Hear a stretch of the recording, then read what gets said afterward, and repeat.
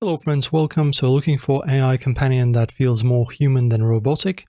On this review, we'll explore Che AI, one of the most popular social chatbot apps.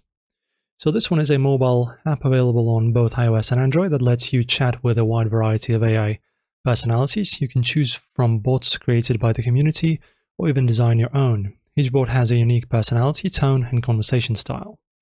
In key features we have, bots are designed to engage in natural, flowing conversations that feel surprisingly human. Create your own AI characters with personalized traits and share them with others. Easily delete messages and conversations to maintain your privacy.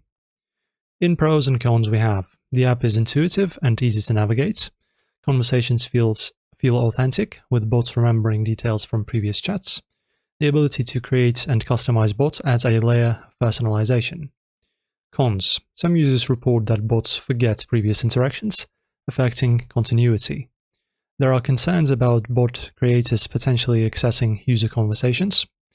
The app's content moderation may not be sufficient for all users, raising safety concerns.